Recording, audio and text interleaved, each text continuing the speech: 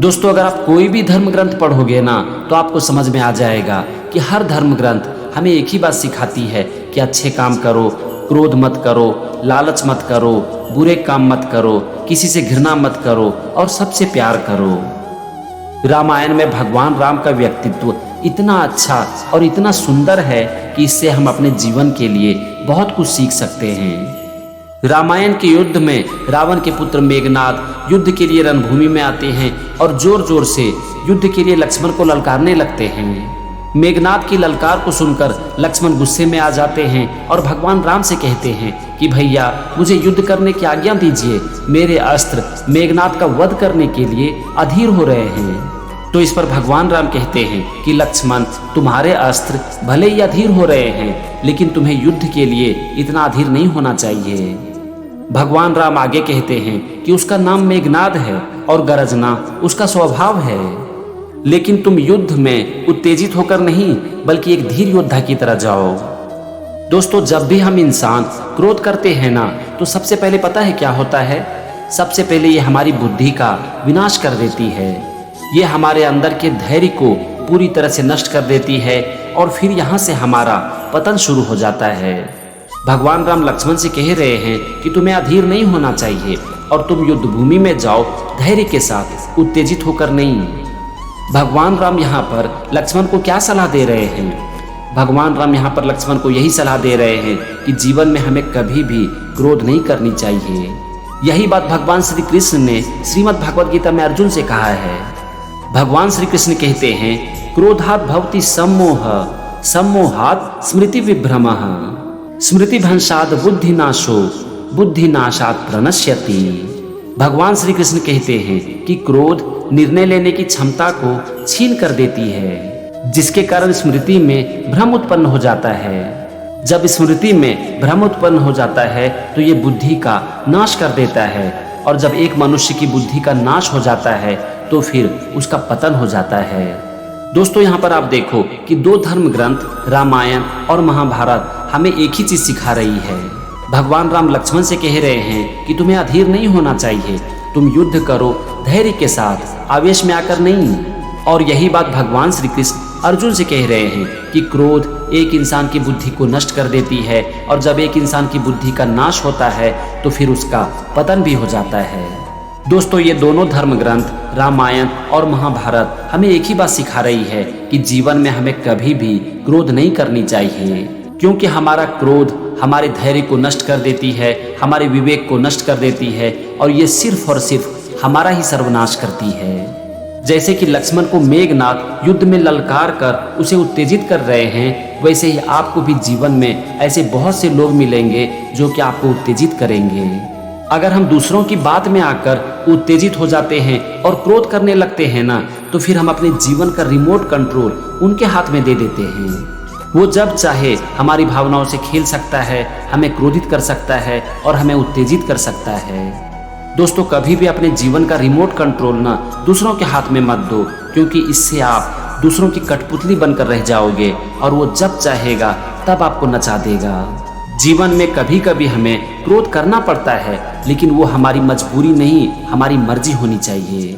हम अपने जीवन में क्रोध करें अपनी मर्जी से, ना कि दूसरे के बहकावे में आकर। अगर हम क्रोध सोच समझ कर करते हैं और अपनी मर्जी से करते हैं ना तो उस समय हम क्या बोलते हैं उसके ऊपर हमारा नियंत्रण रहता है और हम सोच समझ कर बोलते हैं, सोच समझ कर क्रोध करते हैं। लेकिन अगर हम दूसरों की बात में आकर क्रोध करते हैं ना तो उस समय हमारा खुद के ऊपर से ही नियंत्रण खत्म हो जाता है और फिर हम क्या बोलते हैं उसका भी हमें पता नहीं रहता। और फिर कभी कभी हमारे मुख से ऐसी बातें निकल जाती है जो कि हमारे ऊपर जीवन भर के लिए भारी पड़ जाता है।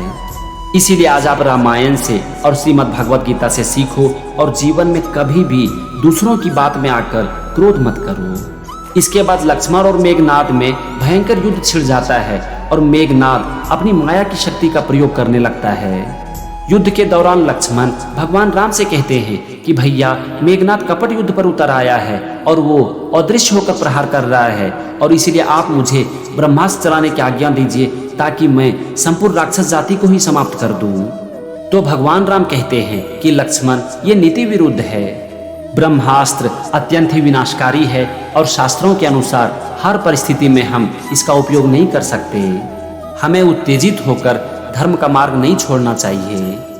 तो यहाँ पर लक्ष्मण भगवान राम से कहते हैं कि भैया ये राक्षस जाति किसी नीति को नहीं मानते और ये छल कपट का सहारा लेकर हमारी सेना का संहार कर रहा है।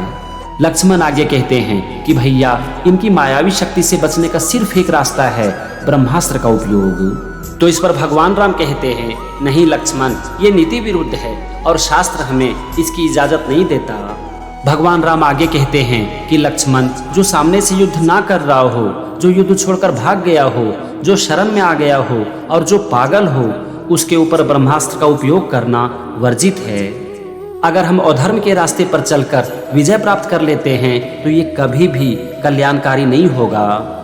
दोस्तों, ये है भगवान राम की युद्ध नीति कि कुछ भी हो जाए हम अधर्म के रास्ते पर कभी नहीं चलेंगे। युद्ध में मेघनाद कपट कर रहा है, अदृश्य होकर युद्ध कर रहा है, लेकिन बावजूद इसके भगवान राम लक्ष्मण को ब्रह्मास्त्र चलाने की अनुमति नहीं दे रहे हैं, क्योंकि ये उनके अनुसार नीति विरुद्ध है। रावण की सेना ने बहुत सी अनीति अपनाई, लेकिन बावजूद इसके भगवान राम ने कभी भी सत्य और धर्म का मार्ग नहीं छोड़ा। आज हम सब अपने घरों में भगवान राम को पूजते हैं, बच्चों को उनकी कहानियां सुनाते हैं। क्योंकि हजार मुश्किलों के बावजूद उन्होंने कभी भी सत्य और धर्म का मार्ग नहीं छोड़ा। अब जरा आप सोचो कि क्या हम अपने जीवन में इस तरह से करते हैं? अगर कोई भी हमारे साथ गलत करता है तो क्या हम उसकी गलती का जवाब सही काम से देते हैं? आज आपको इस दुनिया में ऐसे बहुत से कम लोग मिलेंगे जो कि हमेशा सत्य और धर्म के मार्ग पर चलते हैं। अगर हमारे जीवन में एक छोटी सी भी परेशानी आ जाती है ना, तो हम सब कुछ भूल जाते हैं। हम ये भूल जाते हैं कि क्या सही है और क्या गलत। हम उल्टे सीधे काम करने लगते हैं और सच्चाई का रास्ता छोड़ देते हैं। हम दुनिया को ये समझाने लगते हैं कि उसने मेरे साथ गलत किया, इसीलिए मैंने उसके साथ गलत किया।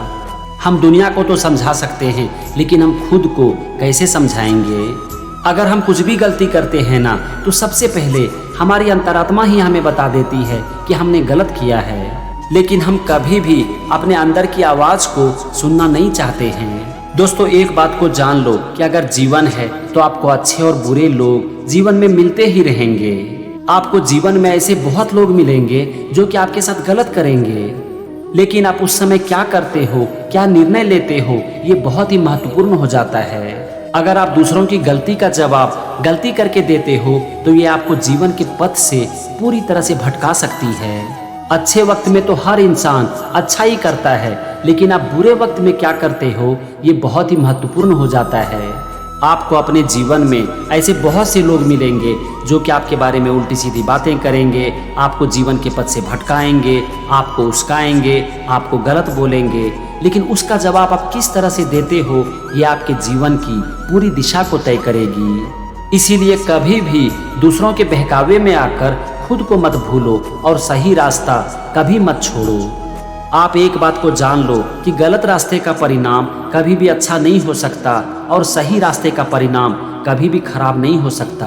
अगर जीवन है तो परिस्थितियां बदलती ही रहेंगी, अच्छे और बुरे दिन जीवन में आते जाते रहेंगे, लेकिन जीवन की हर परिस्थिति में आप क्या निर्णय लेते हो, क्या करते हो, ये बहुत ही महत्वपूर्ण हो जाता है।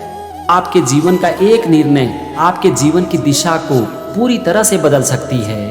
इसीलिए अपने जीवन में कभी भी नीति विरुद्ध काम मत करो। ऐसा कोई भी काम मत करो जिससे कि आपकी अंतरात्मा ही आपसे सवाल पूछे। आपके साथ कोई भी कुछ भी करता है, आपके बारे में कुछ भी कहता है, लेकिन हर परिस्थिति में आप सोच समझकर निर्णय लो और सोच समझकर ही अपने कदम को उठाओ, क्योंकि आपका एक गलत कदम आपके जीवन को पूरी तरह से भटका सकती है। आपके साथ अच्छा हो रहा हो या फिर बुरा, लोग आपके साथ अच्छा व्यवहार करें या फिर खराब, लेकिन अपने हर कदम को सोच समझकर बढ़ाओ। और यही चीज आज हमें रामायण सिखा रही है। तो फ्रेंड्स, रामायण के आज के इस एपिसोड से हमने अपने जीवन के लिए 2 सीख सीखी। नंबर 1, क्रोध में आकर कभी भी धैर्य को मत छोड़ो। और नंबर 2, जीवन में कभी भी नीति, धर्म और सत्य का मार्ग मत छोड़ो। तो चलो आज की वीडियो में बस इतना ही। रामायण से जीवन की सीख का ये सीरीज कंटिन्यू रहेगा और अगले एपिसोड में भी हम रामायण से जीवन की कुछ और सीख सीखेंगे। तो मेरे साथ बने रहिए और सीखते रहिए जीवन की सीख रामायण से। जय श्री राम।